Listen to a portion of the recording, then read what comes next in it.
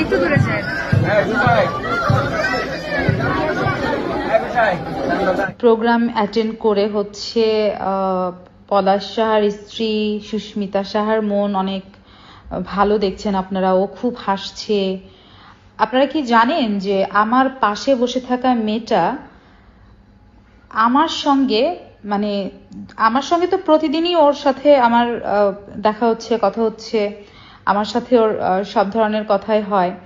তো এই মেয়েটা ওর আপন দাদার বিয়েতে সাদা শাড়ি, একটা শাড়ি কিনতে হবে, আমাকে শপিং এ যে বলছে যে আমি ওকে জোর করে নিয়ে গেলাম। ওর মা খুব রিকোয়েস্ট করেছে যে ও একদমই ঘর থেকে বের হতে চাচ্ছে না। ও বারবারই বলছে যে আপু আমি বিধবা, আমি প্রোগ্রামে গেলে ওদের প্রবলেম হবে, আমি কোথাও যাব না। ওর চোখে মুখে সব জায়গায় এক ধরনের মনে হচ্ছে যে ওর পুরোটাই ও মনে হয় যে ওর নিজের ভিতরে ভেঙে চুরে যাওয়া একটা মেয়ে, এরকম ভাবে নিজেকে ও রাখে।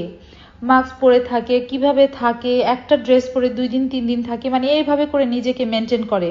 সেই মেয়েটাকে জোর করে মার্কেটে নিয়ে গেছি। মেয়েটা সাদা শাড়ি খুঁজছে, পুরো মার্কেট জুড়ে সাদা শাড়ি। আমি জোর করে ওর জুয়েলারি, জোর করে ওকে শাড়ি। ওর মা রিকোয়েস্ট করেছে যে বাবা যেভাবে হোক ওকে ঘর থেকে বের করো। ওর মা আমাকে রিকোয়েস্ট করেছে। একটা মায়ের মনের মধ্যে কিরকম কাজ করতে পারে আপনারা এগুলো বুঝেন? এগুলো বুঝবেন না, ওর পরিবার বুঝে। আপনারা যারা এই যে নোংরা কথাগুলো বলে বেড়ান না যে ওর মন ভালো হয়ে গেছে, ওর প্রত্যেকটা হাসির মধ্যে দেখেন তো ওর মনের মধ্যে কি চলছে। ওর আপন দাদার বিয়ে, ওর দাদার বিয়েতে ও বের হতে চায় নাই। হলুদের দিন মুখে মাস্ক পরে আমি বলেছিলাম যে তুমি যদি এরকম ভাবে থাকো আমি টোটালি বিয়ের প্রোগ্রামটা অ্যাটেন্ড করব না। আমি পার্থর ফ্রেন্ড, ওর সমস্ত কেনাকাটা সমস্ত কিছুতে আমি ছিলাম, কিন্তু আমি বিয়েটা অ্যাটেন্ড করতে চাইনি শুধুমাত্র সুস্মিতা এরকম ভাবে চলাফেরা করছে বলে, যে ওর এরকম সাদামাটা লাইফ আমি দেখতে পারছি না। শেষমেশ আমার কথায় মেয়েটা আমার মুখের দিক তাকিয়ে ওর মার কথাও শুনছিল না।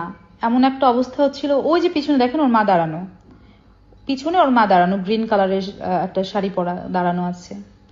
তো কোনোভাবে ওর মার কথাও শুনছিল না। সেই মেয়েটাকে রিকোয়েস্ট করে একটু শাড়ি, একটু গয়না পরিয়ে একটু হাসিয়েছি, এর জন্য আপনাদের এত কথা? একেবারে ওর মন ভালো হয়ে গেছে, এই হয়েছে সেই হয়েছে। কি ভাল লাগতো সাদা শাড়ি পরে একদম খোলা চুলে উইদাউট মেকআপ একদম আপনাদের সামনে আসলে ভাল লাগতো? আমি সাজিয়েছি, আমি জোর করে শাড়ি পরিয়েছি।